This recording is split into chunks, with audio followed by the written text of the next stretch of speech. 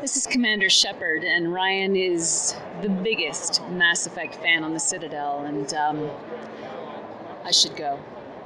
You heard it here, folks. Breaking from the Brief Nerdity podcast, Commander Shepard herself confirms that I am the biggest Mass Effect fan on the Citadel. You're welcome. Lies. Oh, come on. You know it's true. You can't even argue. It's because you're the shepherd that spends the time lounging on the Citadel while the rest of our shepherds are out saving the galaxy. Touche. I love the Citadel. Lots of dance clubs. And your favorite Citadel. And it has all my favorite shops. That's right. Anyways, welcome to another episode of the Brief Nerdy Podcast, everyone. I am your host once again, Ryan, the greatest Mass Effect fan on the Citadel. Joining me again this week is Trent. The second best Mass Effect fan on the Citadel. Okay, sure. And Ross. The best Mass Effect fan in the Andromeda galaxy.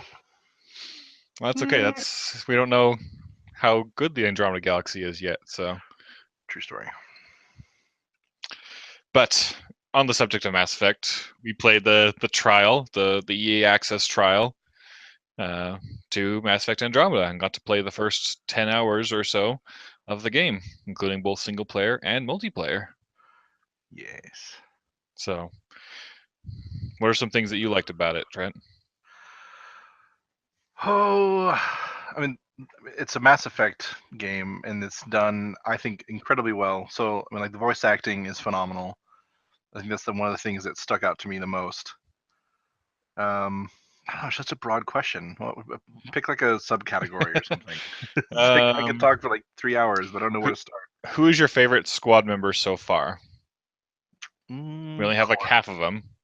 Cora? Interesting. Yeah. Why? What makes you think that? And, let me pause right there. We're going to go full spoiler-ish territory for the 10-hour trial.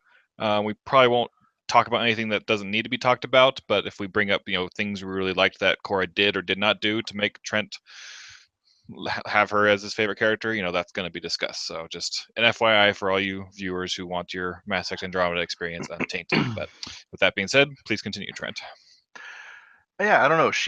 I love kind of her badass persona. Pardon the language. I loved. I think her voice actress is really good. It's kind of weird to say that she sounds good, but she does. I like her look. I like that she's basically kind of like a new version of my old FemShep, which is like, the biotic Vanguard type. Mm-hmm. So that was pretty cool. In her first interaction with you, like on the ship, talking about stuff kind of after things have settled, she does have a little bit of a whiny, like, I was supposed to be Pathfinder, what the hell was he thinking moment, which is the story I was most curious about coming into it. And so that was kind of but I mean, I figure everybody is allowed to have kind of their WTF venting moment, and she happened to vent at you, and because you're the main character. So I'm assuming that she'll pull out of that pretty quick. I hope so. Before I go into this, I would say that so far Cora and Liam are my favorite human side characters so far, because Ashley and Caden, I know you don't agree, Miranda, Jacob, and James Vega are all very, very dull, in my opinion, and I feel Cora and Liam have done a little bit to break out of that. But that being said, Cora is actually my least favorite so far, and mainly for the reason that you specified in your first conversation with her. She starts off like someone asks, like in a group of everybody, like, oh, how do you feel about this, Cora? And she's like, you're the new Pathfinder, and I'm okay with that. Okay, yes sirree.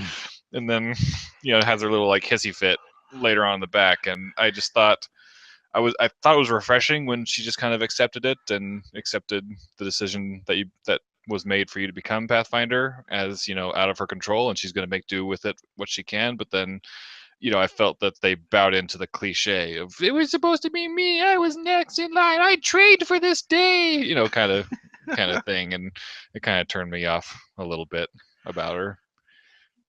Yeah, I thought. Sorry, go ahead. I'm kind of two minds on it. I think Mass Effect's a great game. I think there are some legitimate criticisms of it out there. My biggest criticism, I really don't like any of the companions thus far that you can actually get out of the ship and do stuff with. I felt like in the other Mass Effect games, it was like you were always like, oh, I want to hear what Rex has to say about this, but also like I don't want to not take Legion because he's really cool, and it's like, oh, but Garrus always has the best like. For these, it's just like, oh, I guess this guy's got a grenade and she can jump at people, so I guess we'll go with that. Yeah.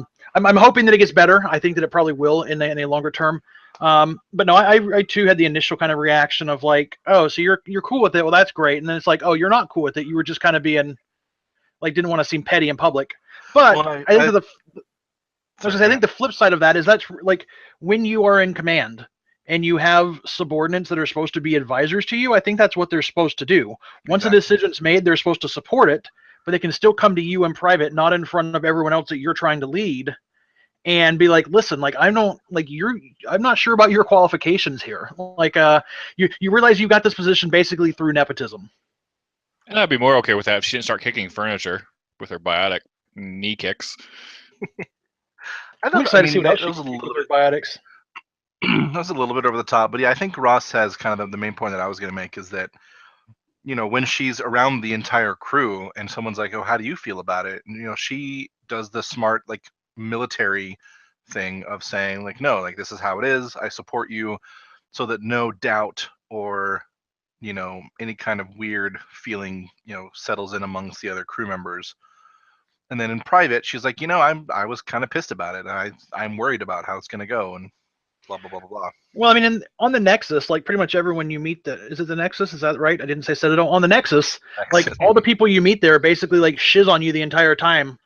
It's like, first off, you couldn't even keep your effing lights on until we showed up, and now you want to complain about us being here. But she never takes the opportunity to be like, see, totally untrained. What did I tell you? Like she has your back in those situations too, which I think really kind of rounds out the character in not a very petty way. Because there are certainly lots of opportunities where she could be like, I agree, he is really untrained. Yeah.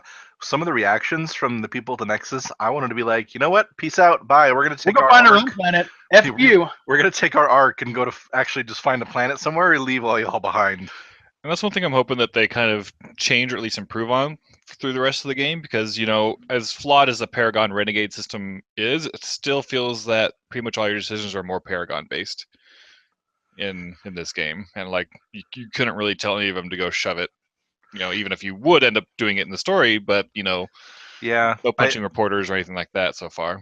So that's a really good first question. It seems like most of your responses are split among 4 different category types. There's emotional, logical, like sarcastic, and then professional is I think what they're 4 of them, or something like that. Then a random heart every now and then. Right. And we're like, ooh, get your flirty on. Do you guys like that distribution? Because it kind of is similar to the Dragon Age 2, Dragon Age Inquisition model.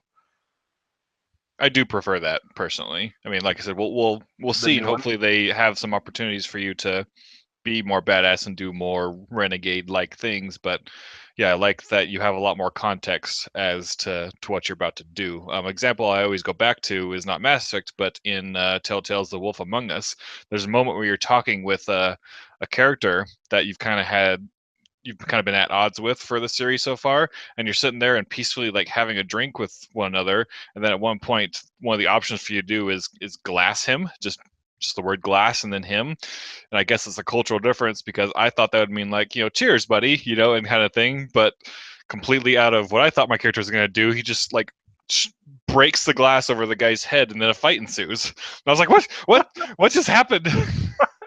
I think the classic Mass Effect example is in Mass Effect 1, where like Rex is upset about something, and it's like renegade option, and it's like you're gonna tell him like to shove it and get over it, right? Like be like, I don't give a crap what you think, you know, shut your mouth and follow me. And instead you pull out a gun and shoot him in the head, and he's dead.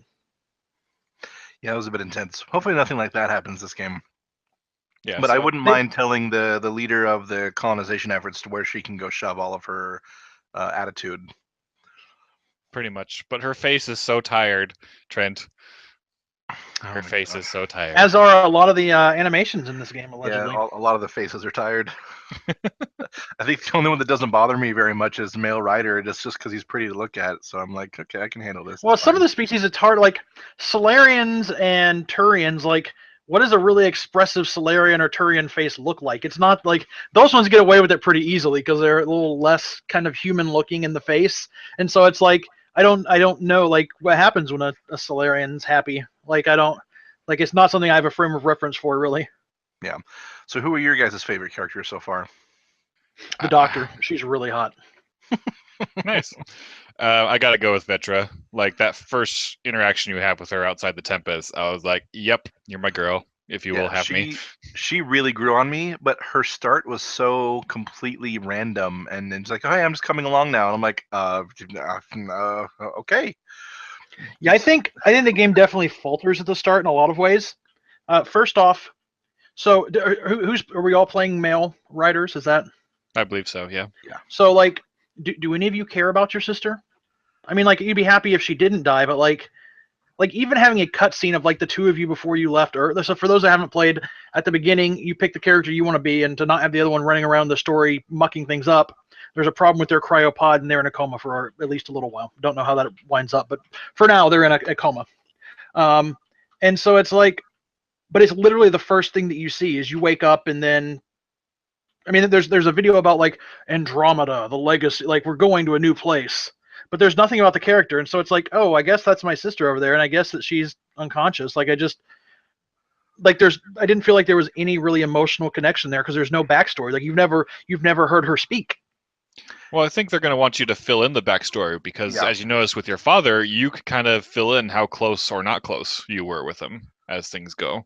Yeah, I thought that was really interesting, and from a kind of someone who enjoys doing like tabletop role playing and creative writing stuff, is like I kind of fill in a lot of the detailed background in my head anyway that they don't give me, and so I kind of already have decided how my character feels about his sister, and then also how he felt about Alec and his dad. So it's easier for me to be like, oh yeah, of course, like he feels sad, and then I feel sad. I mean, and I just kind of, having a sister that I really like, I just kind of imagine that that's who that was in the pod. And so it's easier for me to get emotionally invested. Some people may have a lot harder time with that because, like you said, they don't really give any background whatsoever. But I kind of like that I get to decide how I feel about it, if that makes sense. Yeah. One thing I really liked was toward the end of your quest on the very first planet you land on, when you go and meet up with your dad, you actually like tell him like what you've done already in the side quests. Like, oh yeah, I investigated this thing and I found this generator, and I also did this and this and this, kind of referencing the side quests. And then he like kind of looks at you and he's like, "You actually explored. Good job." Did you guys get that? It's like, thanks, Dad. You're an asshole in front of everyone here. But I just like that they took what, some small, somewhat, side quests, so to speak, and then, it added. He acknowledged the optional objectives. Yeah, exactly. So I really like that. Made me feel close with my dad. But do you want to talk about the doctor some more, or you just Hadasari, you like her? She's good to go. Hello. I was trying to think of something more to say than just Hadasari. No, I just think the character I think is actually really interesting because it's an Asari who is on the human arc, because she's an expert in like other species stuff. I mean, it's just like if I can't have Liara, like I'll take her, I guess. Like, I got that itch for the Asari, man. I can't unhear her voice and picture, her Game of Thrones character. I'm having a hard time with that personally. That doesn't bother me too much. Yeah, I like that they're definitely going out of their way of like pointing out that you are an alien also to a lot of people, like most of the people here in this galaxy. Like she's talking about and there's a moment you can ask her like, why were you on Hyperion? And she's like, well, I specialize in alien physiology, and that includes humans. And I was like, oh, right, because you're an Asari. Yeah. Did any of you have a problem kind of with the overall concept of like we're fighting these people? For the Ket? You're talking about the Ket? Yeah, because it's like you show up, you see them and they're shooting kind of your people, but like one of your squad mates, I think it's Liam, makes the comment. He's like, well, if aliens landed on Earth, fully armed to the teeth, would we not do the same thing? And it's like, well, yeah, that's a really good point. Let's go kill all the rest of them. Like, I kind of. Like I'm trying really hard not to think that we're the bad guys in this situation, or at least equally culpable. Well, they make a few points to kind of counteract that. First, they kind of make the point even on that first planet, that's not the Ket's native planet, that they're there to do something. And, early scans showed that planet to be wonderful and beautiful, and then that tree finding the cave kind of proves it, and that, the Ket are actively doing something to hurt, quote unquote, that planet. Well, but And they could be bioforming it to be more like their planet. You don't know. Yeah. And I think that's what they are doing personally. Or whatever they're doing with the remnant technology is causing it to, just completely destabilize. I really like the explanation that, like, the tech we had in the Milky Way was more advanced in a lot of ways than this remnant tech, but that it was plug and play, like it worked with everything. Whereas like this tech is not necessarily as advanced, but it's like difficult to use. Like it has no USB slots. Right. You can't just slap Metagel on it. Well, I also like that they're talking about like, oh, it's really old. But wait, it's only like 400 or 500 years old. Wait, so this stuff came and went while we were traveling here. Yeah. So I thought that was pretty fascinating too. How did each of you do on your first contact protocols? I mean, I didn't shoot him until they shot someone else. Yeah. I'm trying to remember the guy because there was a guy with the knee injury first, right? Yeah, I believe so. Yeah. Something like that. I saved him, but like we walked out, made sure that they saw us. One of them turned and like started shooting at me, and so I killed everyone. Yeah. I read that you cannot save the human in that scenario. The one where like that you have to see them kill the human as justification for why you can kill them. But I don't know if that's true. The very first No, guy. the first guy you can, but the one that you go up to that they have him and like the gun pointed at him. Yeah. I read online that he is unsavable. Gotcha. So I didn't feel bad about not saving him. I want to make sure to not have my gun out and walk toward him as long as I possibly felt comfortable doing, even as they're beating the guy up. I'm just like, look, hey guys, just so kind of what you mentioned, Ross, my conscience is clear, I guess, that I didn't initiate, a war and they were hostile first, Yeah, I mean, I got to figure, going back to Liam's line, that kind of rubbed me the wrong way. It's because it's like, if random people show up, like let's translate it to today. Some non-U.S. citizens randomly show up armed in like New York or something. We may shoot them, but I'm assuming that a lot of people are going to try to arrest them. I think there's a big difference between someone from Saudi Arabia and dropping from the sky. Yes, thank you. It's a comparison. There's going to be differences. I thought that was pretty obvious, but yeah, I didn't like how quickly we started shooting everyone, but at the same time, like, I mean, if you're in outer space and someone points a gun at you, When it's funny kind of for me because I played mine and then I watched my wife play hers as well, and I'm playing on the next to highest difficulty level and she's playing on kind of like the standard difficulty, and so like she was walking out there like, don't shoot, don't, like, not her character, but as she's being shot at, they hit me once I lit those individuals up. I could not take a second shot from them. I have very low health. Yeah, I'm also playing on the second highest difficulty, but yeah, it's interesting to think of, and I'm pretty sure the Ket are going to be fleshed out, a lot better. Not to say that they're fleshed out badly, but I'm sure they're going to be fleshed out well through the rest of the story, and not just going to be a one-note bad guy, so to speak. That's my opinion, though. Isn't one of the revealed companions a Ket? No. No. What's the revealed companion that's an alien species? Angara. Okay. Yeah. Show. But it wouldn't surprise me if we had, some surprise party members that we don't know about. Like Legion was a huge surprise for everybody. So speaking of surprise people showing up that we don't know about, the thing that I've been the most excited about through this entire rollout process, like the biggest discovery that I've had, it was a dialogue option. It's not like I dug it up, but is that there are 5 arcs that are coming here. Yep. Not 4. There's a 5th arc that has a bunch of the Milky Way species and some of the Quarians kind of leading it, and they didn't leave the same time we did because they had some technical problems, but that they are potentially heading this way. So whether that's later in the game or a DLC option, I could totally see like Quarian / other Milky Way races arc as a DLC. I would be so happy and excited about that. And I'm all on board for that. Yeah, me too. The only one I don't know that we'll get is Geth, because I don't think they're going to let the Geth on their ship, given the time frame in which we departed. I think it'd be interesting if the Geth saw what was going on and left on their own and just followed people here. I mean, that's what I think is going to happen. Anyways, I don't think the Geth are going to have no presence whatsoever in Andromeda. I think they're either going to stow away just as software in some Quarian suits, in just anything. Oh man, yeah. The Quarian takes off the helmet and it's a Geth inside. Oh, huge reveal.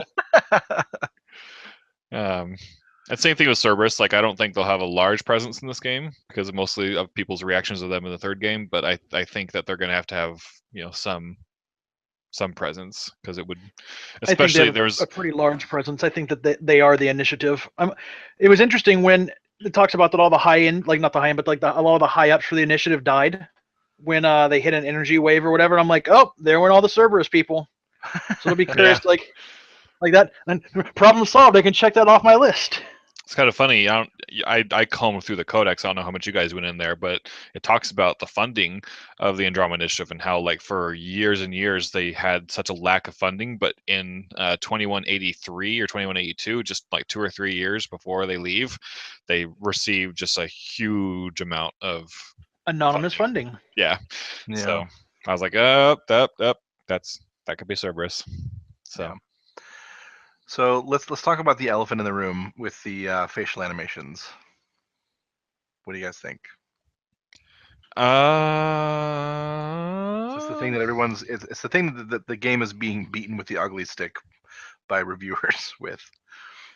Well, first off, I want to say that it's there. It is noticeable at times. But like anything else that's kind of there on the internet, like, anyone can comb through and find a bunch of footage, and then those same GIFs and videos are passed around, and people think that's indicative of the entire game, when that's not the case. And so it's going to cause a lot of negativity to be around it. Also, when they do comparison videos of like Mass Effect 1 and this one, like, they compare like a main character in Mass Effect to just that head of colonization chick who's very, very bland. And so they're trying to actively find the worst parts of this game to compare to the best parts of this game. And I don't really like that. So I think that there's two different things going on. One, I think that the facial animations in some places are pretty terrible, and I wouldn't really care that much about it. It wouldn't be that big of a deal to me, except for the fact that earlier in the development process, people were like, hey, we watched your like trailer videos and your facial animations were garbage, and they came out, we're gonna fix it, we swear they're gonna be like the best animations. It's like certain politicians running for office. Really, we have the best facial animations. They're just fabulous. Like, you can ask anyone, we have the best facial animations. And it's like, you didn't. Like, not only did you not deliver like the quality of stuff that people were looking for, but also like people were concerned about it previously, and you swore up and down like, we're gonna have it, we're gonna do another pass, it's gonna be great, and then you didn't deliver, which I think makes it exponentially worse. But I do also, we'll get into this a little bit more in a few minutes, but I think that there's some other reasons. Like, I don't think that the facial animations are the real thing that's getting the game beat up. I think it's some other poor choices made by BioWare or by EA, and it's just coming through as that's the easiest thing to complain about. Yeah, for me personally, I mean, it's impossible not to notice it sometimes. I mean, like, someone will say something and be surprised and their face doesn't change at all, and I'm like, it's like, either you just had a lot of Botox, or you just not good at expressing your emotions, because face hasn't woken up from cryo sleep yet. It's the last thing to wake up. Everyone's still suffering from hibernation sickness. So that's what they should have put a line in there about that. That would have been funny. I don't know. People didn't like the "my face is tired" line from the colonization person. That was like, I thought that was the most awkward. It's like someone being like, yeah, like, I don't feel like the universe we live in is really well constructed, and it's like, well, okay, I guess, thanks. Well, BioWare has a history of getting very meta with the critiques people have for the game. There was an infamous glitch between Mass Effect 1 and 2 to where no matter how you treated Conrad Werner in Mass Effect 1, in Mass Effect 2, he would treat you like you treated him Renegade. And they reference that in Mass Effect 3, to where Conrad Werner, if that happens, he's like, sorry, I accused you of putting a gun to my face when you really didn't. I was really stressed out at the time. Well, see, but they joked about it there after they'd fixed it and moved on. Like, they didn't joke about it in the release product, like, oh, haha, we don't program things well. Oh, yeah, so I'm sure that in the inevitable DLC or next Mass Effect game, if it happens, hopefully it does, that they'll kind of reference. They'll probably do exactly what you said. Like, yeah, everyone's faces were really stiff because they just came out of cryo sleep and it takes a few months of adjustment. Something to that effect. There should be a patch where you actually like a quest. You have to go and collect this stuff to like help restore people's faces, and once you do it, like it loads in the new. That'd be funny. Yeah, so I'm sure they'll do something because that's just BioWare style. But turns out that she's actually the Geth. Like she peels her face off later. That would be the best. Shepard Commander. Or I mean, Ryder Pathfinder. Ryder Pathfinder. Oh man. So I think the one thing that I'm most surprised by that I really, really liked, and Ross and I talked about this the other night, was the story behind and the development of the AI for the Andromeda Initiative. Yeah. I thought that was some of the coolest storytelling that they've done so far in the new one. Well, tell me more about it and tell our audience like kind of what that story is. And... So you unlock. Okay, so I mean, do we want to talk about like how you get the AI and everything? So first, let's talk about AIs. AIs are banned pretty much everywhere because in the Milky Way galaxy, because they kill you. Like inevitably, you build them, they turn into Geth, they kill you. Like that. That's the whole premise of the first Mass Effect trilogy: is that you stupid organics, you meatbags, keep making robots that keep killing you and taking over. So to keep your robots from killing all the innocent, frogs that will eventually turn into people, we have to come wipe you out because you make robots, you idiots. And like that's a very good Reaper TLDR. Pretty much, yeah. I mean, like the fact that Cerberus had AI was like it's a rogue AI, like it's illegal. And so I saw going in this, I'm like, oh my god, like there's gonna be an AI, like it's gonna be stupid. Like, is this AI good? Like, I had a lot of trepidation coming in about it. Yeah, I was worried like this is gonna be the bad guy for sure. Like the voice is creepy, kind of like it's too nice. He sees you when you're sleeping. He knows when you're awake. He knows if you've been bad or good. He's gonna watch all those sexy alien sex times. It turns from your out, eyes. During the opening, the kind of like the prologue / opening quest, your father dies. He makes you the Pathfinder. Part of that you find out is that you are bonded with the AI, which is named Sam, and at some point, like you literally find out that Ryder and the AI kind of almost become a symbiotic being. Is that fair to say? Yeah, it's almost, well, they literally say that they live in symbiosis. Yeah. So yeah, you're good. So he's like bonding with your DNA. He sees and experiences what you see and experience, and in return can provide you with, analysis, translations, on the fly brain remapping. Right. Like the whole idea of being able to change your profile is because of Sam. Like the reason you can switch from being an adept focus to a vanguard to a soldier to an infiltrator is because he changes your profiles and literally remaps your like brain and your DNA on the spot. And that's crazy. And I thought it was a really cool in-story explanation for the new combat system, because it's like, why can Pathfinder do this and Shepard never could? Then this is why, and Alec designed Sam himself. And one of the cool first things you find once you wake back up is you recover a memory that Sam shows you of your father talking to Alliance personnel on the Citadel back in the Milky Way galaxy, trying to get them to greenlight their creation of Sam. And he has this line, he's like, the reason that AI in the past have failed so miserably is that they were never linked together. He's like, with Sam, there is no maker to rebel against because maker and AI will become one.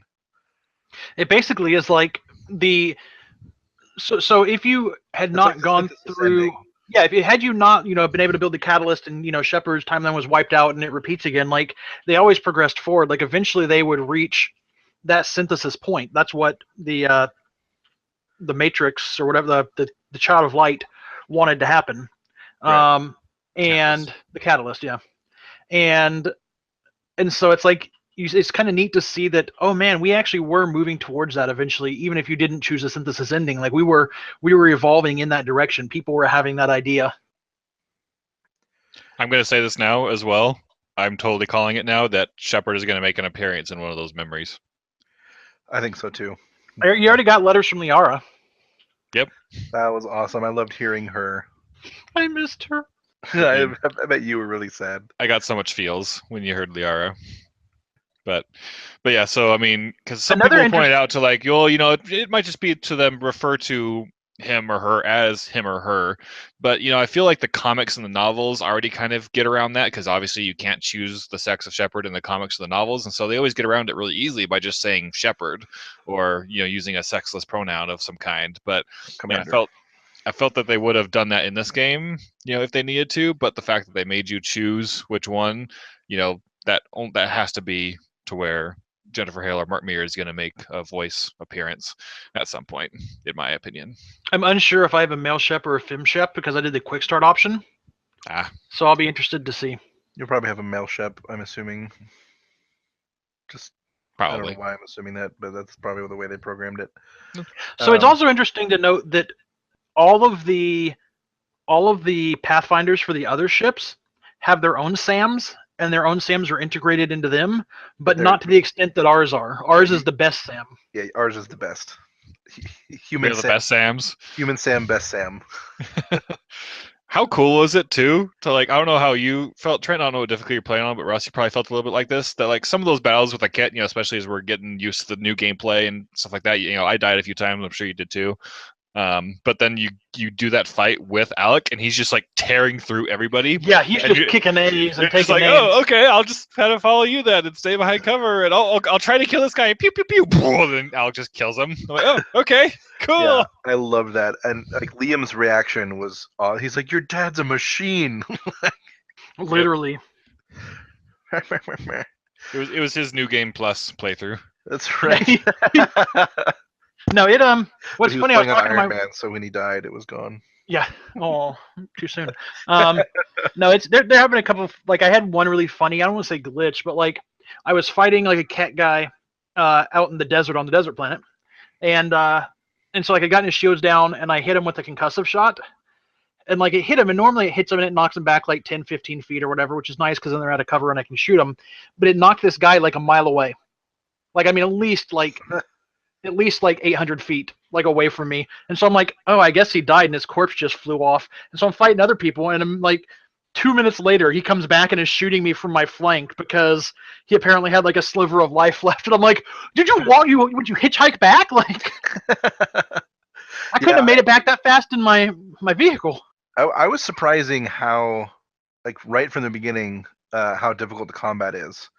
And there was kind of the first moment that I realized and actually died a few times, and I'm playing on normal, and I don't think I'm that much worse than you guys, but the new cover system is kind of throwing me for a little bit for a loop, because I showed up at the shuttle with where Cora was, picked up my sniper rifle, and tried to play with all these different power ideas, and was trying to figure everything out, and I just kept dying, and I just thought it was really cool. Just they're definitely throwing everything at you pretty much from the beginning. And I'm sure I'm going to get a lot of, if anyone ever listens to this, I'll get a lot of messages about how much I suck. But the little wraith animals that cloak until they get right up on you, and yeah, the fact that the enemies actually duck when they should. If they're getting shot at, they duck immediately. It's a really interesting and impressive AI improvement, I feel anyway. So everyone was complaining about the AI. No, I read on PC Gamer that the AI is horrible and that this game sucks and that none of us should play it. What are your thoughts on that, Trent? I saw that you had commented on one of their Facebook articles. I don't know if I saw that one. I saw Rock Paper Shotguns, which was a horrible article, but I haven't seen PC Gamers. I used to # Hatchet Job.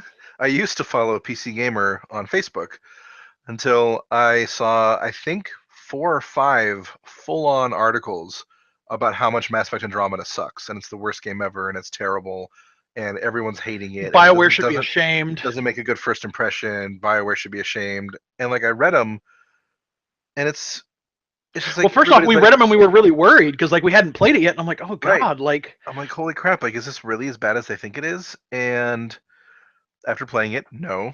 The answer is very much no. But man, so I mean, I unfollowed them and I made a couple of comments on their Facebook posts, but I mean, a lot of it boiled down to, in my opinion, and people can take whatever they want from them, but it's we don't like exploration, and it's not The Witcher, and it's not Skyrim. And I'm like, okay, well, you shouldn't have been expecting it to be either of those games, in my opinion, because this is a different style RPG. Like, did that stuff bother you guys?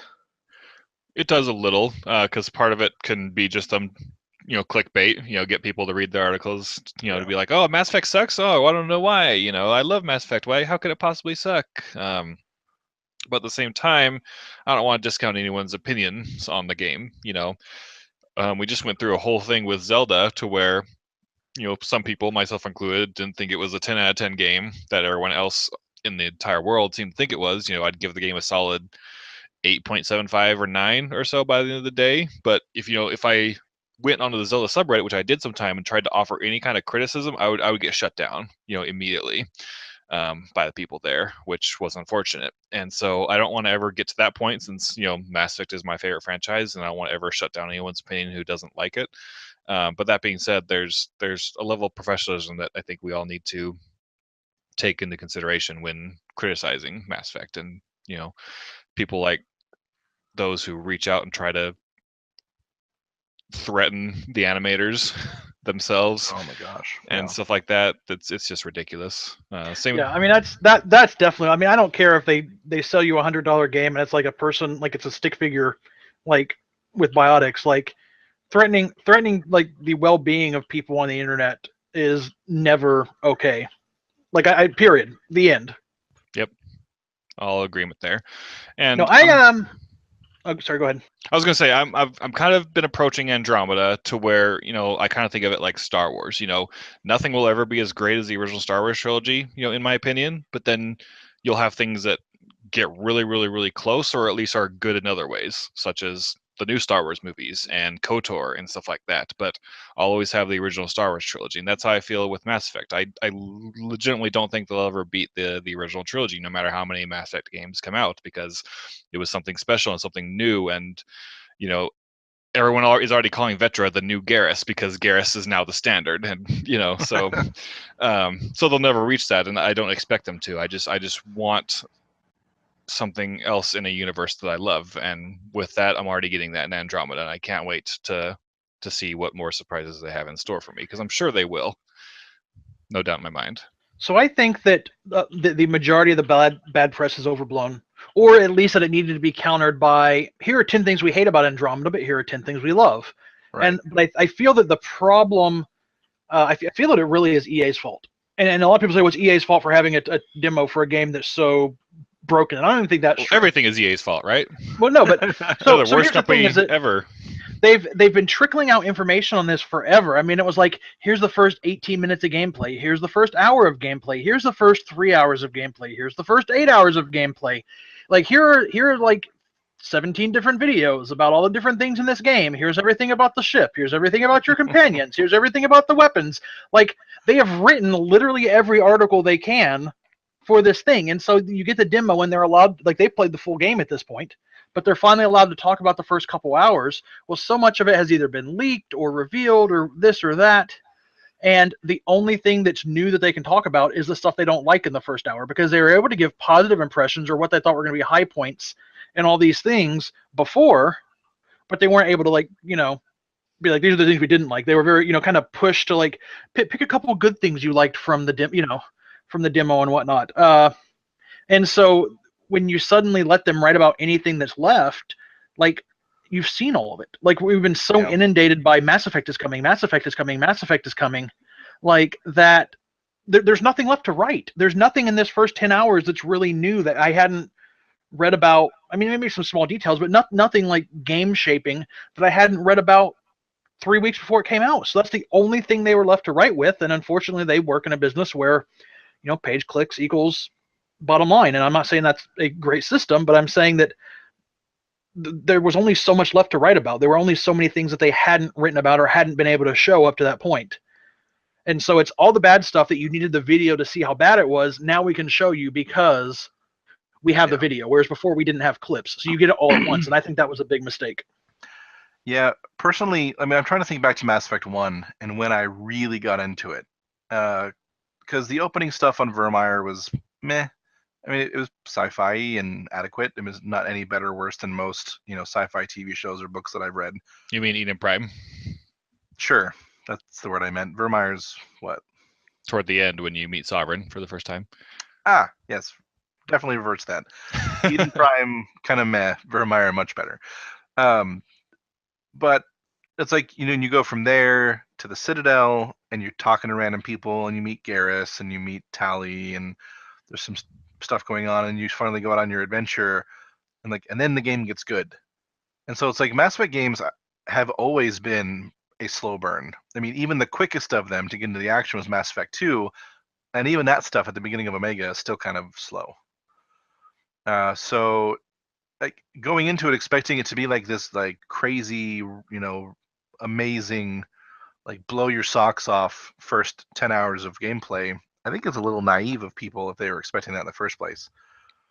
And Yeah, so not to be attached to the characters as much as you're attached to Garrus and Liara and stuff like I that. don't understand why these characters that are brand new to me, I don't like as much as the characters that I'd spent like 500 hours with when I started Mass Effect 3. This is a travesty, I tell you.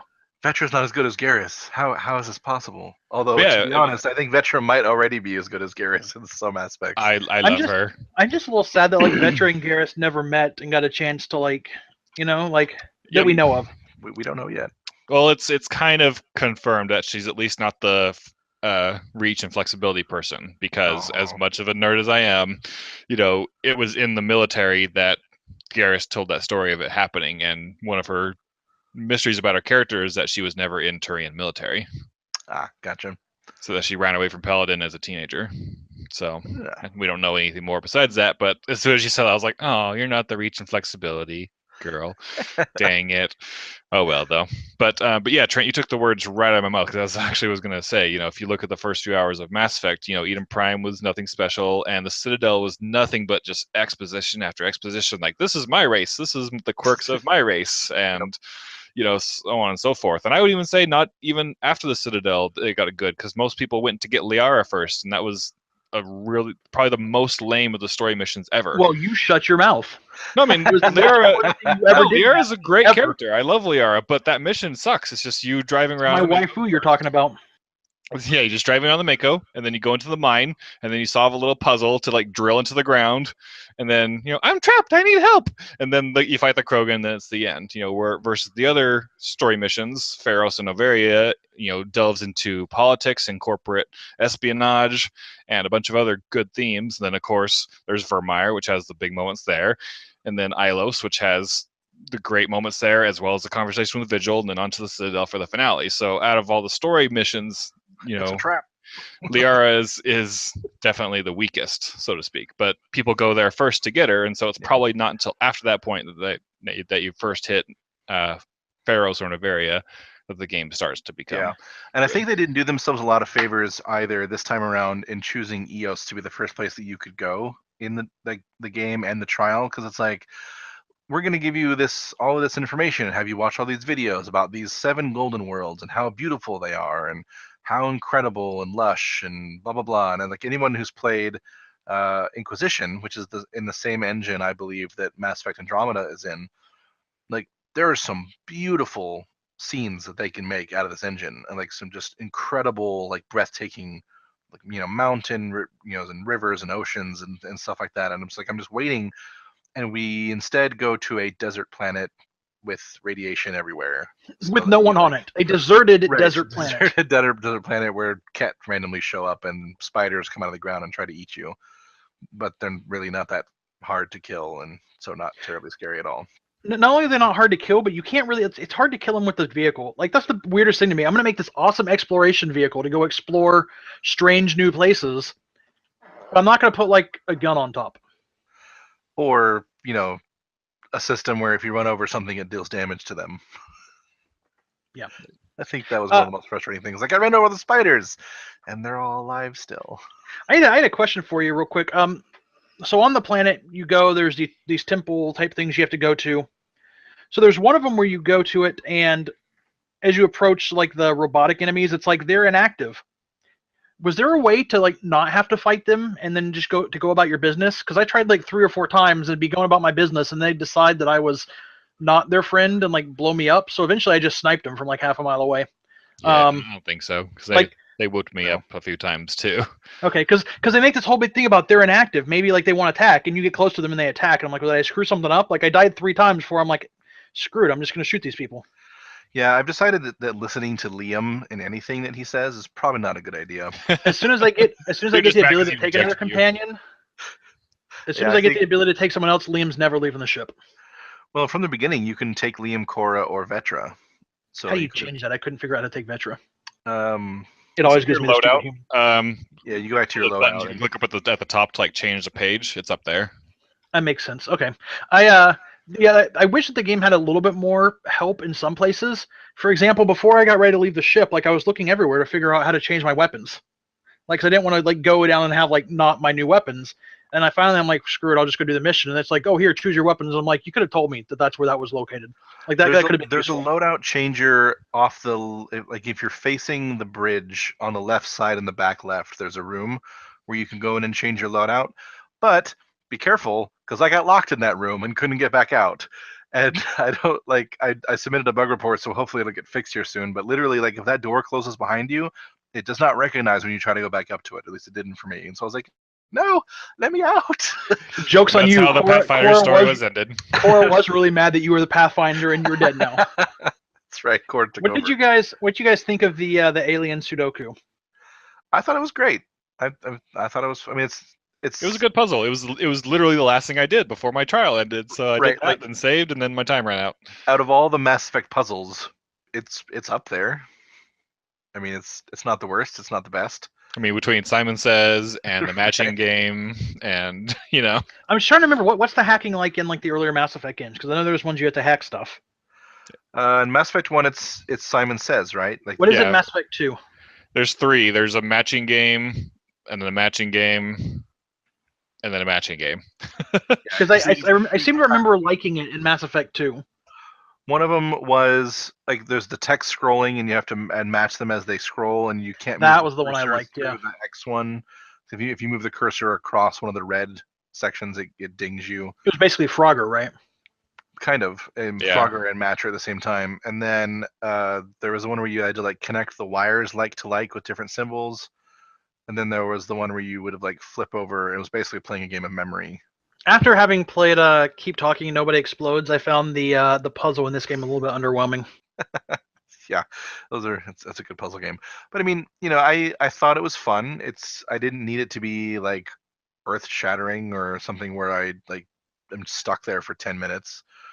So I felt that going around and scanning the runes to unlock it was kind of a pain. Like, okay, it's cool. You made me go to the top of the structure. Like, that was neat once. But, like, the next time, it's like, you have more runes missing. Like, I hope to God when I get to the 7th Golden World, it's not going to be like, oh, we need more runes.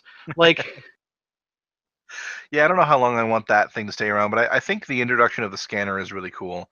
I And really like the scanner. I like that, like to find out where the runes were. I don't know if you guys noticed this, but you just if you look at the pedestal, you can see the yellow The wiring, wiring, yeah. and you follow that up to the runes. So it shows you which of the different pillars to climb. Well, and I really like just kind of I like the tech requirements for the 3 different types of unlocks. But, like, every time you meet or kill something new, like, there's something for it. Like, even if you find something new, especially if it's tough, and you kill it, and it's like, oh, I didn't drop anything, what a waste. No, scan that sucker. There's some research points. And Like, the wildlife, you have to scan it before you kill it. I've found out. Oh yeah, I didn't see that. Because the ones where it wants you to like the side quest to scan 15 wildlife in Andromeda or however many it asks you to scan, it doesn't count if they're already dead. At least it didn't for me. So I actually had to pull my scanner out, scan the spider as it was running towards me, and then pull my gun out and kill it. I can only imagine what you're saying during that part. These spiders actually aren't that scary to me. I don't know what it is. Like it was just a weird color. they're kind of goofy looking, yeah. Yeah, like the size is not that scary. Also the fact that they don't like when the first one ran up to me, I was a little scared the first time, and then it was like, oh, you don't do any damage. And then like Liam like did his like crazy big like He drops a grenade on it. AoE tech leap thing at it, and I was like, oh wow, you were all kinds of dead. That's exactly what I did. There was like a bunch of them around me at one point when I was doing the murder mystery side quest, and there was probably about 11 to 12 around me, and I just jumped off my jetpack and then did a Nova to the ground, and they all just exploded. Did you know that you know that you can do a small AoE ground pound even without having Nova. I think it might depend on what type you are. Well, at least for the soldier, because I don't have any abilities for that type of stuff. But if you do a heavy melee at the top of your jump, you come down and slam the ground and do an AoE damage to everyone around you, and it works in multiplayer as well. Nice. Huh, I'll have to try that. I don't know. So that's another thing. Like talking about the different profiles. I'm assuming that you, because I know that Ross is doing soldier for the most Because part. it's what it gave me when I didn't select one. But it's what I wanted anyways. Right. I chose infiltrator, which is cool because you start with tactical cloak, and your dodges actually cloak you for a second before you come back out. So that was kind of cool. So people like lose targeting on you. I've seen that be super, super valuable in multiplayer. They have fixed most of the bugs where like you go invisible and people still just shoot you for Mass Effect 3, so that's good news. It's actually gone almost completely the other direction, where it's like me and this one cat were trading fire behind cover, and like I'm sure he could still see like my shoulder, and so I cloaked, and all of a sudden he just turns and starts shooting at Cora instead, and I'm like, dude, you know I'm still here, like. Well, but he doesn't know if you're like sneaking up on him or like still like he doesn't know where you're at. I decided it was just like so like it was just immediate. Like it's like I cloaked, he turns, I got a headshot. I'm like, bye. Yeah, right at the end of my playthrough time, I had enough research and materials to unlock the Black Widow rifle. Oh, nice. So I am quite looking forward to headshotting some Ket in my Monday night. It is very satisfying. Their heads explode in a nice green mist. This is gonna sound silly, but like the head explosion technology for Mass Effect has been some of my favorite part of it historically. like especially in like multiplayer where you get a lot of headshots because people are just coming at you. Like just seeing the body laying there with no head on it is quite satisfying, and maybe I should see someone. It is gratifying. I'll back you up. One thing I couldn't figure out, two things, both on appearances, but every time I kept trying to change my casual outfit, it wouldn't never save it. It was driving me nuts. That's driving me crazy. It won't change the color, and I didn't try to change the outfit because I didn't like the other two options that I had. I got the color to change finally. When I went back out and I had like 20 minutes left, I was messing around with it. I don't remember what I did, but it was something weird. And I'm like, really, that's what you have to do? So I'll have to mess with it again, and I'll tell you. I think someone online said like you have to press spacebar twice or something. Yeah, it was just something like stupid. I'm like, really? That's really obnoxious because when you hit escape, it says like, "Do you want to like confirm this choice?" I'm like, "Yes, confirm it," and then it comes out and it's still unchanged. I'm like, "Come on!" Yeah. Well, the other thing that was weird was like, I feel like since I'd already pre-purchased the game and like I'd already been charged for it, already knew I'd pre-purchased it. Like, you really could have given me my free like bonus content weapons up front for the trial because I feel like I'm going to be past the point where they're useful by the time that I get them. I got them. Yeah, I was able to collect a bunch of stuff for it. Oh, well, I'm mad now. Where were they at? I don't remember. I think I redeemed them from like the war table thingy. Because I got my pack for multiplayer, and I got.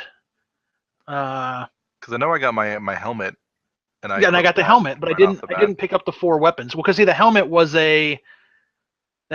a deluxe edition item. It was a. Yeah. I'm not sure. I don't remember. I didn't look into the weapons all that much. I wasn't really worried about like the crafting and stuff because I was trying to save time. Well, I didn't have a full loadout initially. I didn't have like a sniper rifle and stuff, and it's supposed to have like one of each class when you start. I thought from the DLC ones. My guy still doesn't have a shotgun. I think it's based on what profile you have. Also, man, when I got to the shuttle, when you guys get to the shuttle, what weapon was waiting for you? I don't remember, to be honest. When Cora was there, do you guys remember? I don't know. I think I got a like an SMG. I think like it's still a pistol, but I think it was an SMG, like a better pistol. Huh? Because when I got to the shuttle with Cora on the first planet, my sniper rifle was there waiting for me. Because up until that, like the very first thing you have a pistol, and then you like loot it. Oh, it was a rifle, but it's the one that sucks. It shoots 3 balls. I like that one. I don't like that one. Mine was the good like single shot headshot one. Well, see, mine shot like 3 energy balls and didn't do anything. No, but of course, as it always works out. So I researched and made the Black Widow, which is fine because I want to keep upgrading it. But as soon as I did that from my my mission, like that you can send your people out on the. Mm-hmm. I'm trying to remember the Advent missions. Were they Apex missions? Apex, yeah.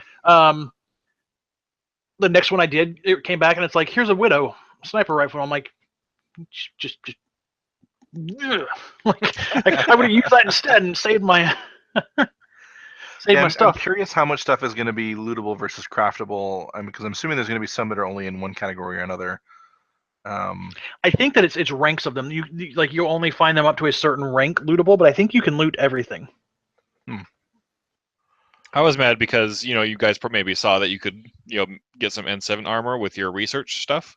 Yes. I purchased a chest and then went to my loadout and then it wasn't there. So I don't know if there's another step I need. Well, you have to research it, then craft it. Well, I wonder if you just purchased the blueprint. Maybe. That's probably it. Yeah, because for almost everything you have to research it and then craft it, except for the augments that you can get. When you research an augment, you get one of them, and then you can find them in the wild as drops from people that have those augments. They're not craftable. Gotcha. So that's probably what because I researched it and I was really excited. I went to maybe they may be craftable as well, but you can find them as drops in the wild. And again, I didn't want to spend too much time since it was the trial, trying to figure it out. So I was just like, whatever, I'll figure it out later, and then kept going. But I want my N7 armor. Yeah. So we played 1 or 2 rounds of multiplayer. Mm-hmm. I liked it a lot. 3 or 4. Somewhere around there. Maybe it's 1 or 2 hours. We played a little bit of multiplayer. We had some very special fourth man additions. Some were amazing. Some were. One of them failed to extract. He was such a noob. I mean, gosh. Everyone knows you don't hang out at the extraction. Everyone knows you don't sit in the... Every group that I've been with that hasn't been you guys, because I've done 1 or 2 extra the Apex missions because I had some time left. Everyone runs straight for the extractions, and I'm like, well, you guys are all going to F and die, and I'm just going to show up later. Yeah, he ran straight for the extraction, and the rest of us were like, so we're still going over here, right? Yeah, okay. Yep. Bye. Classic strategy for Mass Effect 3. You hang out on the other side of the map and then run there with 30 seconds left. Although, I did notice this time it's a little harder, because the enemies are faster. Way faster. And they will run up right on you. And they don't give an F. They just and also those freaking dogs, you think that they're not that bad, but they will sneak up on you. I can't tell you how many times I'm sniping and all of a sudden it's I'm taking damage from behind. Freaking dog. Yeah. I actually, in the multiplayer that we did together, I saved my cryo beam for those every time, because I'm like, those dogs are gonna run up, I'm gonna freeze it in place. And that's how kind of threatening they are in different difficulty levels, because I was like, I'm gonna make sure that these guys are not getting near my team. Well, because what happens? I love how you can pretty much combo anything, because then I just charge all of them and they would explode. Yeah, what happens is they'll get up on you and do the husk grabbing thing, and you have to spam a button to get rid of them. But unlike the husks, when you break free, you don't kill them. Right. But then everything else is up on top of you and you're toast. Yeah, there's some. And the sniper ones are smart and stay back and shoot at you, and if you get up near them, they run away. It's the AI for the multiplayer is really good. I felt like. I just want to say the multiplayer itself is just really, really, really good. The level design is fun. Playing with a jump pack or jump jet or whatever it's called, love it. Well, I'm also glad that they decided So the multiplayer is kind of canon, because you're these strike team whatever things for the guy on the Nexus, but it's not all canon either, because they said that we're going to see races that don't appear in this game. I wouldn't be surprised if we get Geth as playable characters in here. I don't think they're going to take away the things that people enjoyed playing last time. I think that they did the free Retaliation DLC for Mass Effect 3. We're going to see some characters coming out, I'm pretty sure, in a free DLC that are not characters that you could actually get in Andromeda. It would not surprise me to see Geth as a playable race option, or Vorcha. Let's just play it be hey, there's this crazy guy in the Nexus who built some really good Geth cosplay and he took it out to the field, so try not to get him killed, okay? That'd be funny. I was going to say, or just from a minute ago, the jump jet thing is incredible, except for it creates a lot of funny instances. All right, I'm jumping up here. Oh, I'm too short. I just missed it. And so your friends are like, yeah, everyone goes to jump and you jumped a second too early and just fall back down. It's everybody get up to the second platform, and you jump up there and you don't make it. And everyone else is where'd Trent go? Oh, he's down there getting killed. I think one of the big things obviously would be learning the maps, but it's really neat, because the map that we did that was that indoor area with the the under part that we didn't even know about till later. There's a couple points that I've found in that level / seen people do in that level where you can just jump over the top of the level. Like, you can just jump over the top and come down on the other side, and it's like, well, that's interesting. Oh wow. Either way, I'm very excited to get to play multiplayer with Yeah, you I want guys to a play lot. so much more multiplayer. I think we played what? I had like 3 hours ish. I think we played 4 games. Yeah, we I think extracted 4 twice, matches. and Yeah. Yeah, and I just like it was nowhere near enough. Like I am so hooked on it. From well, like and the that. thing is that there's so many characters, and they're going to keep rolling out more. And like, I'm excited that like we went back and played some of the multiplayer for Mass Effect 3 because we were really looking forward to this game, and so getting hyped for it. And it's like I went in there and I want to do my loadout and stuff, and so I really like the Matic. It's my favorite AR, generally speaking, just like multi-purpose AR. But it's like I had a Matic too. And it's like I have these other ARs I don't like as much, but they're level 10. And so like I'm really excited that you can like there are some paths to upgrade specific pieces that you like in this one on top of just the RNG box. Like I'm really stoked to be like, I love this sniper rifle. I'm gonna upgrade this one. Yeah, I like the Disciple shotgun. Most people will hate on it, but it's Well, really light, so it goes really well with a power based the character. good thing about it is that you can put the big melee damage mod on it, and it doesn't slow down your charging. Yep. Did you guys get to use any of the variant ammo type?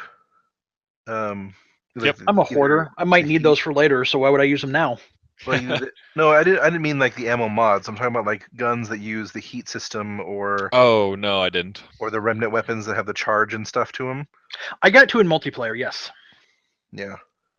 What'd you think?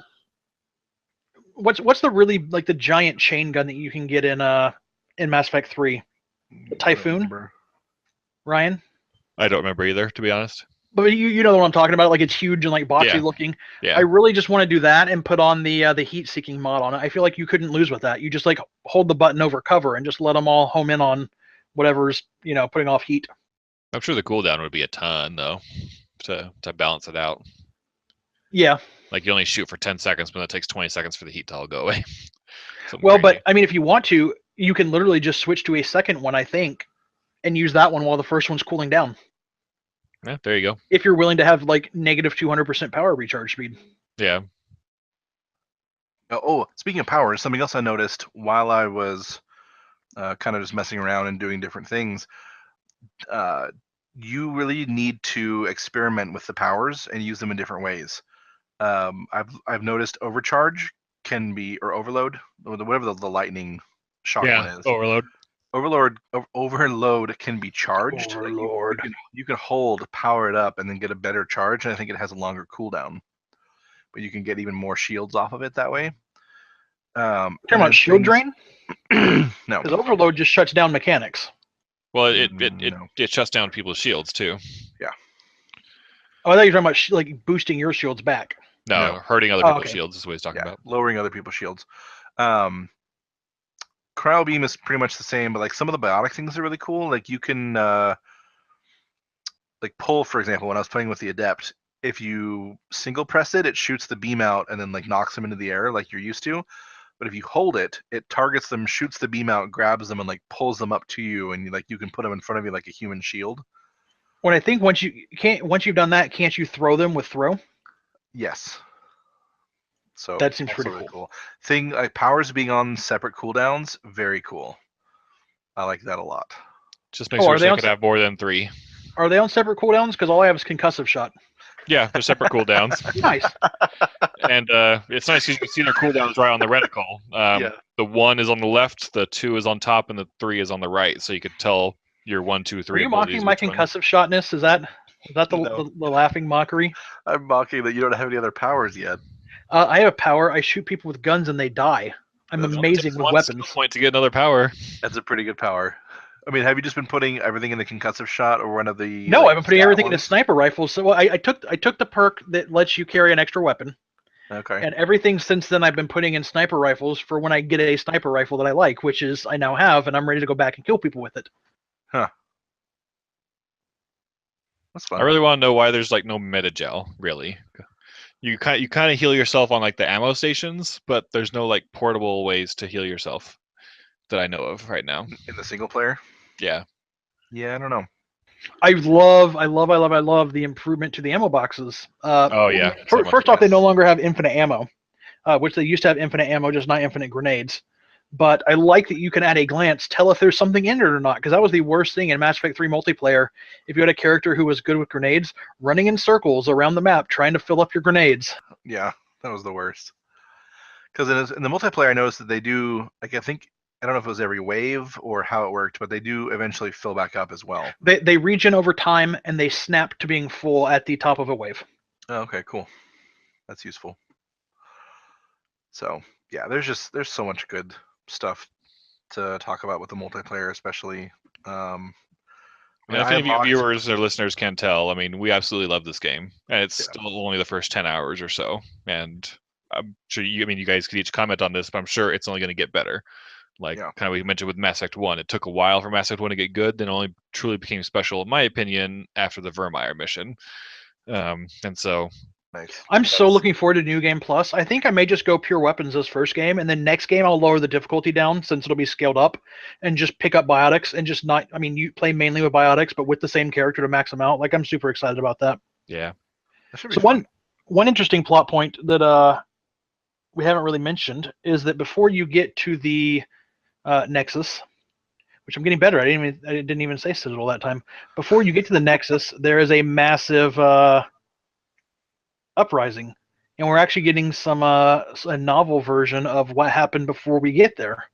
Ryan, you seem pretty excited about that. What are your thoughts on this literature we're getting from the Mass Effect universe?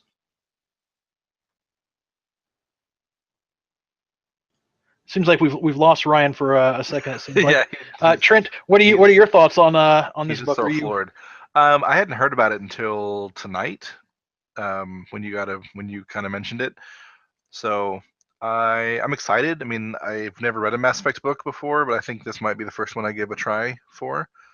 And there's a lot of really cool hints to, kind of like what they call them, the outcasts that they exiled from the station. I'm assuming we're going to see them again. And we've seen previews of. Yeah, we've seen them in a lot of the trailers. Yeah, like pirate people running other planets type stuff that are human or other Milky Way races. So that'll be fun to see. So yeah, I'm pretty excited about it. There's two other things from the preview itself that I'm the most excited about it. What do you think? What from the preview are you specifically excited about? Like, what do you? Oh no, it's separate from the book, so I want to finish the book discussion first. I really like Mass Effect stuff, and so like I'd actually looked into some of the other books that were already available in the lead up to this, as I've been becoming increasingly more hyped. And none of the old ones really struck me as being super interested for the novels. Like, I know there are some comics that have a lot of the backstory for the Elusive Man and stuff, and like I wanted to get some of those. I never got my hands on them, but I'm really excited about it. Like, I think that there are some. You and I had the discussion about, like, I'd love to play as another race because I'd love to learn more about their cultures and their habits and their traditions and rituals. And you're like, no, I really want to play someone that's like, that's relatable. And that's, both opinions are fine. But like, so I think this is a great way to do it, having a companion book. So if you're not interested in, the way that, Krogans talk to their spouses when they're in their houses and no one else is around, you don't have to subject yourself to that. But like, if you're interested, like, in more story stuff or more, side information, I love that it's out there. If you don't want it, don't buy it. And I don't see how it's a downside at all. Yeah, Ryan, what do you think about the book? I'm really excited for it, personally. I think it'll give us a lot of good exposition on the events of the Nexus, before we get there. And I've enjoyed the Mass Effect book so far. You said you looked at them and didn't really see if you could get anything good out of them.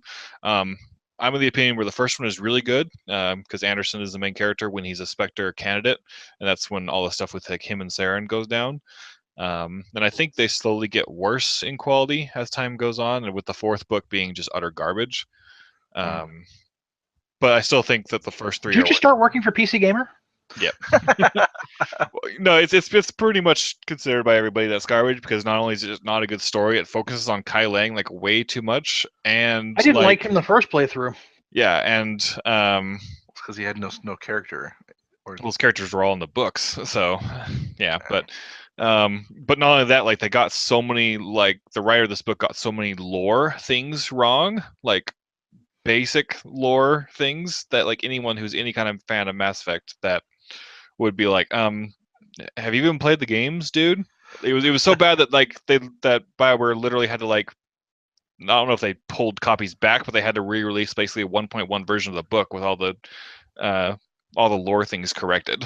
Oh, wow. eventually. They needed a launch day patch for the book. Yeah, that's pretty much what it was. So, because I mean, Oh, like man. that's how bad it was. So definitely don't give it a touch. But you know, So Trent, what parts from the trailer are you the most looking forward to? Like, what have you sneaked a peek of that has piqued your interest? No, it's not from the trailer. It's from the experience that we've had. There are so one is a mechanic thing that I was curious how they were going to implement without Paragon and Renegade, and that's the interrupts. There is one in the trailer or in the preview that we've done. And did you guys do it? Did you? Yeah, no. someone's talking about something, and you're like, shut up. I abstained from doing it. Well, it has Who to was it? do I don't with, remember. it has to do with PB. Is it when she's telling you about all of her work on worms? No, it's when Or it's dirt, when, whatever. I was going to say it's when she's on you. You have the option to push her off. Right. Oh, I pushed her off and instantly regretted my decision. What did you guys do? I left her on. Yeah, I left her alone. What'd she say? Like, did I miss anything? Like, No, she just kept rambling on about her subject. like I could be somewhat interested in her, but I watched her loyalty mission and I was like, okay, you are the biggest idiot in the world. Like I want to know. But yeah, so I have a little bit of a. I went in thinking I was really gonna dislike her, but she's a sorry, so she's kind of growing on me. Yeah. Was there any other interrupts that you guys? That was the only one that I remember seeing. That's the other one I came That's the across. one I came across. Yeah. Okay. So I thought that was kind of cool. Like it give you an option, and it's obviously not Paragon or Renegade focused necessarily, but it tells you like it kind of like it says shove off right click, and I'm like, no, I'm okay. Yeah, it's nice that it tells you exactly what it's going to do versus being like, oh, I don't know what pointing this trigger is going to do, but we'll see. Right. And then the other, so there's two kind of really cool story moments that I think really, really shined. The first was the murder mystery side quest. I loved that. Yep, me too. It gave such an incredible moral dilemma at the end. And I'm like, I literally have no idea what decision to make. Like I almost thought about just not finishing the quest because I didn't know what decision to make. It's Nice. funny because my wife got to the end of it and I was actually not in the room here. I was doing some other stuff around the house and she came and she's like, "What did you do in response to this quest? I don't know what to do." It's crazy interesting. And like it brings up a lot of really deep questions like, what does it mean to like like is it good or bad what he did? Is it good or bad what he meant to do? Like does the fact that he meant to do what he did make up for the fact that that's not actually what happened? Just so I will say that was the point in the game thus far where I was the most upset about the dialogue options because it's like do A or B and I'm like, well, those are both horrible options. Like, can we get an option C here? Like I did feel in that situation that the dialogue was kind of lacking. I mean, not that the other game, like the previous games, would have had more, but it's like we are not in a world of a binary opportunity here. Like there are other choices that we could do. Yeah, I just thought it was really cool. And then also the reveal about the Krogan and why I love that Krogan one the most here on Andromeda. That is cool. You want to talk about so, it, Ross? Ryan, have you played through that portion? Yep. We have a question because initially, for those of you don't know, Solarians who only live like 40 years created a genetic virus to mainly sterilize the Krogan who lived for 1,000 years because they were getting slaughtered in war because they were so outnumbered and whatnot. Then the Turians actually deployed it, et cetera, et cetera. In the Milky Way, depending on your playthrough. But so previously, only 1 out of every 1,000 Krogans went to term. 999 out of every 1,000 Krogans were stillborn. However, the Krogans that came to the Andromeda galaxy have a genetic mutation that was making them more resistant to the virus or to the genophage, and they were starting to have slightly increased rates of success. And so while they were traveling, they were able to take gene therapy and be in cryostasis for 600 years to help enhance and promote the growth of that immunity in them. And so we were unsure when she tells you, because Nina had subtitles on, we're not sure if she said that they increased their success rate to 4% or by 4%, because it's drastically different. Because a 4% increase on 0.01% isn't great, but going to 4% from 0.01% is huge. That's 4 out of or it's 40 out of 1,000 instead of 1 out of 1,000 that is surviving. Did you catch a difference there as to did they increase by or to? Which one she said? If you said by or to, but the meaning I took for it was to 4%, so to speak. That was what I left with the impression as well. So I'm hoping that's, I mean, because that means that's huge. 1 out of every 25, mm-hmm. right? Krogan is now going to be born instead of stillborn in Andromeda. People assume something like this would happen because a few thousand Krogan coming to the Andromeda Galaxy would have no hope of sustaining a population if the genophage wouldn't get taken care of in one way or another. Yeah. So, and I thought it was really, really awesome and very clever of their scientists to be like, look, we're going to be in stasis for this entire time, and the gene therapy can work the entire time we're in stasis. So we can advance this by 600 years just by going to sleep. And the same may happen to the Quarians. If you have the results in Mass Effect 3 to where you both the Quarians and the Geth survive the conflict, Tali talks about how Geth are uploading themselves into Quarian suits and slowly exposing them to different bacteria and diseases and stuff like that, but in a way to where they can't feel it, but their body gains natural immunity. And Tali said, like, in a few years, we'll be able to live without our suits at that rate. And so something very similar could happen in the 600-year trip to Andromeda for them too.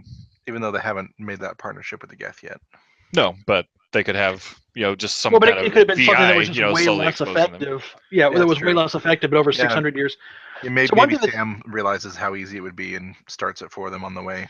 Yeah. One thing that's interesting, I was talking to my wife about, is that there's a couple characters from the original game that could still be alive. Contemporary with your people in Andromeda. Rex and Liara both could, because they both have 1,000-year lifespans. And but pretty much all the Asari that you meet that are, depending on how old they were in the game, but Grunt, obviously Edie and Legion both have the potential to still be alive because they're AI. And then I guess Shepard's consciousness ? If it's controlling the Reapers. Or possibly everyone, depending on how synthesis worked out. That would suck if the humans show up like 30 years later, and like 30 years after you're in Andromeda, all these people, the rest of the people from the Milky Way show up, and they're like, we're part robot, part people, and it's great. It's working great for us. You people suck. Well, the problem is, though, I still don't think they'll make an appearance in Andromeda in any way, shape, or form other than a flashback or a cameo through a voice, kind of like Liara's already. Because if they did, they would have to be them picking a canon, so to speak. And because all those characters can die at some point. Yep, she can only die in the trilogy on the final push to the beacon. Or the beam where Harbinger shows up and F's everybody up there at the end. Yeah. If you don't have enough war assets, your party members will die at that point. Yeah, I knew about that, and I had all the war assets because I don't know if you've noticed, but from the things I've said in the past, you might infer that it's unlikely that I would let Liara die. Yeah. Don't blame you. Too bad you didn't care as much about Tali. You know what? I did her loyalty mission. It was the a-hole in the pipes that took too long that got her killed. Who'd you put in the pipe? I don't remember. You lost that thing. So the Cerberus guy, because I'm like, he's super muscular. He'll be fine, and he was fine, but Tali died for it. But trying to shut the door. Yeah. You put him in the thing where they need a tech expert to unlock the doors.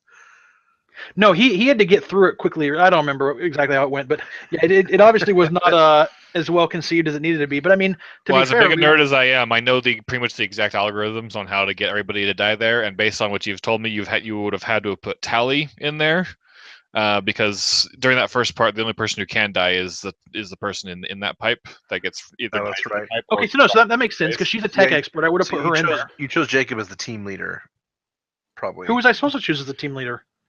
Garrus or Miranda. Yeah. F that noise. I was trying to give him opportunities for growth. I didn't So want him to yeah, get people that's shot. why you made Jacob the team leader, and that got Tally killed. But he was like super like he would have been a fine team leader. That's bullshit. No, he's the worst. No, we're gonna have to edit this now. I'm the worst. I'm sorry. No, Jacob's the worst. Pretty much. But the prize. Oh my gosh. Well, anyway, we're getting kind of long on time here, so we're going to kind of start wrapping up. But in order to start wrapping up, this is the last time, sans the trial, the 10-hour trial we played of the game. This is the last time we'll get to talk about Andromeda before pretty much fully experiencing it. Yeah, I'll be done with it by next week. I don't know about you guys. I probably won't be completely finished. How's with the Zelda story. going, Trent? You're funny. You finished White Collar yet? No. Shut up. Still in Gilmore Girls. I'm almost finished with Luke Cage. My life is just comprised of being not caught up. But here's the thing: have you started Iron Fist? No. Oh, so I thought someone had said you'd start Iron Fist, and I was like, why? No, Ben has. He finished it already. So I just wanted to get like everyone's, just final take on Mass Effect and your hopes and dreams. I'm gonna be gone to the world when this comes out tomorrow night. Like, I may call in sick Tuesday. We'll see what happens. You should. For people who don't know, we are recording this a day early. We're recording this on Sunday and going to release it Monday evening because we're all going to be playing Mass Effect Monday evening. Because on Monday evenings, Trent doesn't get home until like almost midnight my time, which is when the game comes out. And I'm like, yeah, I'll do the podcast with you guys another week in a row, but we got to be done before Mass Effect starts. Like, I'm not going to do a podcast with you about Mass Effect when I could be playing Mass Effect. I'm going to have Origin open and just be watching the timer and just like wait for that play button to not be faded out, and then. I was really happy that downloading the demo was the game. Like, I didn't have to download it again for the game. Like, that was well done, Origin. Yeah, you're one good decision. Hey, Origin does a lot of things right. It is a great client. I will defend it. I mean, it's no Steam, but it's a good client. It's not a Blizzard launcher either. It's a lot better than it used to be. Yes, I will say that it used to be terrible. I've had it lock up and crash on me about 4 or 5 times in the past week. Like, I'm not overly impressed. Oh, hey, it's already preloaded. I wanted to go check mine just in case. But yep. All right, so Trent, give us your final pre-Andromeda thoughts and your hopes and dreams and wishes and thoughts and all the above. I just can't wait to go exploring. Like, I didn't like the Mako in Mass Effect 1, and I didn't really like running around on the planet faces and like finding random stuff.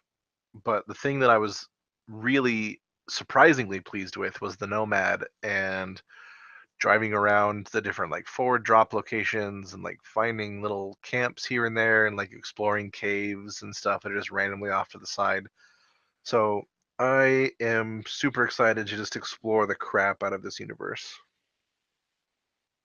Nice. Ross? That's where I'm sitting.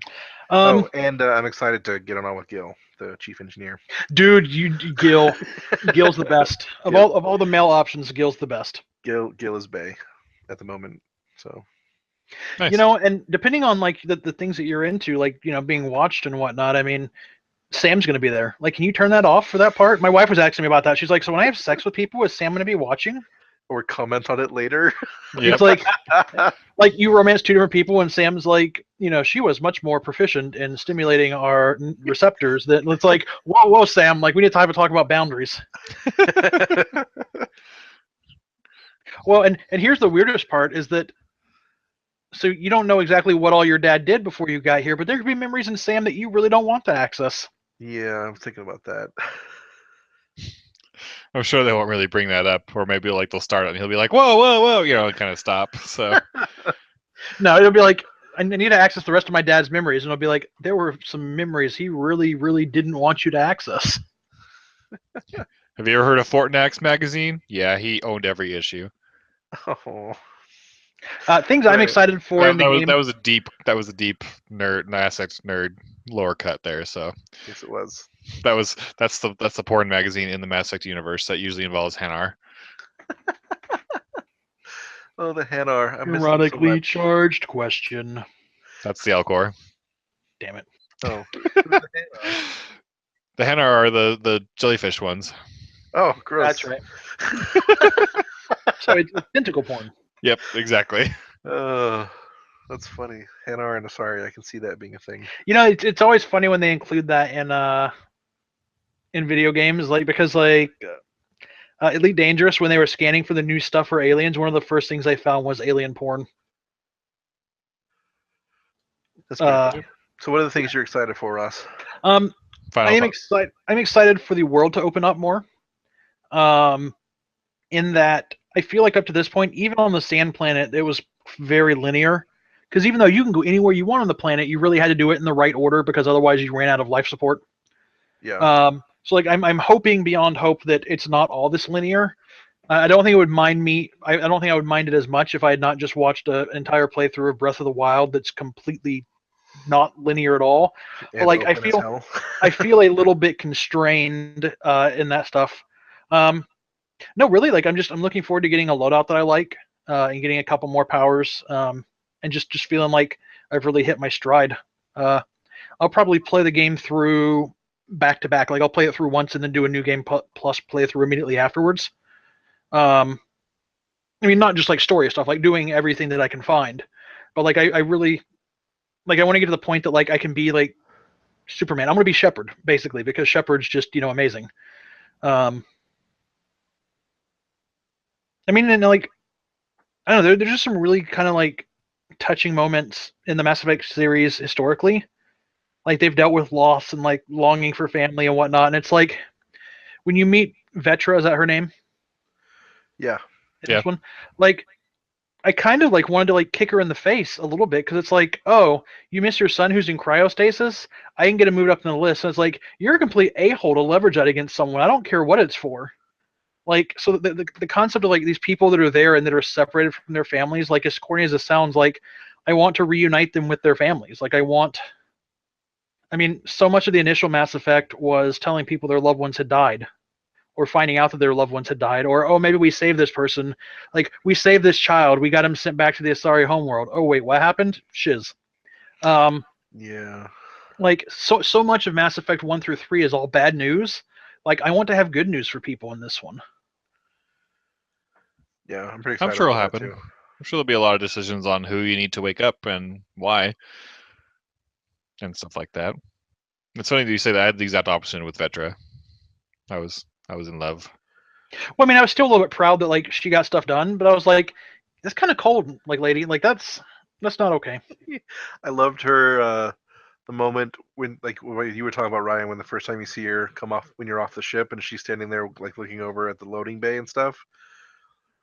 She's making all those comments like, no, don't push the he pushed the crate off the platform. Where did they get these people? Yep.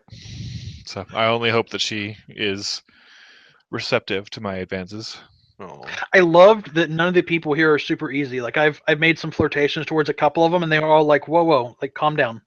Like it's not like, well, like because in the original Mass Effect, like I killed Caden, which I've come to regret.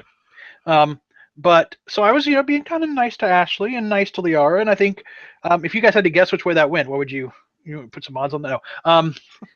But so like there's a scene where it's like you have to choose which one of us you like, and I'm like, whoa, ladies, this is very, very unprofessional. Like this is not what I need in the middle of my ship. Like everyone back to their stations. Come to my room tonight and we'll talk about it. One of my favorite decisions that's not part of my canon, since I never really romance Ashley, is that when they both confront you and basically tell you to choose one, there's a renegade option that says like, why not both? And Liara's like, okay, and Ashley's like, no. It's pretty funny. You know what you say to her at that point? You go, I bet Caden would have said yes. that got dark fast. Yeah. No, but that's pretty funny. I've noticed a little bit. I mean, I've only flirted with Liam and Gil, and Liam has kind of a funny like thanks but no thanks. Like I don't swing that way response, but kind of in a really like funny, charming way. And then Gil just like, oh yeah, like tell me more. So I'm excited. I do really like, and I mentioned this to Trent in kind of our conversations, that the characters actually have preferences. One of the things that always really annoyed me about the game The Sims is that everyone in The Sims is bi, because anyone can be romanced by anyone. And I like that the characters in this, like, because a lot of times they do it because, well, that way we're servicing everyone and stuff. And like I get that you have gay or bi or whatever romance options you want to have, like, but I like that the characters actually have those aspects to them that make them individuals rather than be like, you can sex anyone you want to sex. Yeah. Yeah, I think BioWare's gone through a really interesting evolution on that, and I'll get off this pretty quick because I know we're almost done. But it's like originally it was like straight only except for the girl with Liara, and then in Dragon Age 2, well, Dragon Age 1 they gave you Zevran for male, and then Dragon Age 2 like everyone was bi except for Sebastian because he was a stuck-up like cleric guy, and then everyone kind of was like, "Whoa, that was maybe too much." And then coming back off of that, it's more like the Inquisition Mass Effect 3 model, where specific people have specific preferences, and I think that's really cool. I just didn't like Inquisitions that because you could play as different races as well as male and female, it further divided who It's can be true. with who, and so I felt like I think as a straight male, not to go whine about us being a straight male, but like there's only like 2 options for me, and I didn't like either of them. So, Check your privilege, Ryan. yeah, I know. So I was just more like, Cassandra, you'll do, I guess, more than Yeah. anything else. Whereas So- Dorian was like one of the best male romance options, and like his story was incredible, just Yeah. super good. So yeah, I'm excited to see what happens in this one because I'm assuming that they've also hinted towards other romance options outside of your ship as well. Like there's people on the Nexus I've had the option of flirting with too. They've all been. I women didn't so flirt with a far. reporter, and I instantly regretted it. Like, I hope it's not a one shot to like do it or you miss it. And by do it, I mean romance them.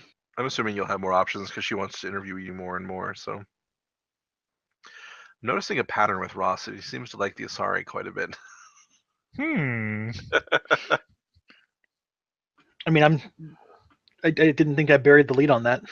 Well, it's one thing to love Liara, and then we're like, I love every Asari ever. I mean, I don't love them all as much as her, but it's. I mean, I think that the Asari are very beautiful. I do too. I think Like, I think have we met female Solarians? Yeah, in Mass Effect 3, Mass there was a Effect 1. Dalatrus. Okay. Was it Mass Effect? Did Mass Effect 1 have one? No. So like I could have sworn. There's some romance options that seem weird to me. Like, I don't know that I could romance a Krogan. Like, I love the Krogan. I'll take one to battle. But like, I just I don't know that I need that cutscene. That'd be a great cutscene. But no, I could go for a Turian. I could go for a definitely for an Asari. I'm thinking probably not on Solarians. Like, it doesn't really. If I wasn't being true to Caden in Mass Effect 2, I think I would have probably romanced. What is his name? The Drell assassin, Thane. I love Thane. Thane is my Thane- profile picture. Thane is pretty awesome. The Drell are one of the species that are listed that are supposed to be on the Ark with the With the Quarians. So I'm hyped. Yeah, I'm excited about We'll that. see. We'll have to see. So anyway, we should probably wrap it up now. Join us next week for probably another hour and a half of incredible Mass Effect coverage. Or we might hate the game. Who knows? Doubt it, but I hope not. but we'll see. So But if we do, we know we'll have a chance to get a job at PC Gamer. So at least we'll have our own soapbox to rant about it. that's right. So, but if we hate the game, pretty much everybody will hate the game. So we'll just be another loud voice in that chorus. But anywho, so yeah, feel free to reach out to us. Let us know what you think about us and our podcast. If you're a hater of Mass Effect and its animations currently, then be sure to let us know. But if you agree with us, think it's all being blown out of proportion and you're excited for the game, let us know. Reach out to us via email, a comment on the YouTube video, Facebook, Twitter, whatever your social media platform of choice is, except Instagram. We're not on there. Don't go there. No one wants to look at pictures of us anyways. No, not at all. So this is the biggest fan of Mass Effect signing out. You all have a good one. Bye. Bye.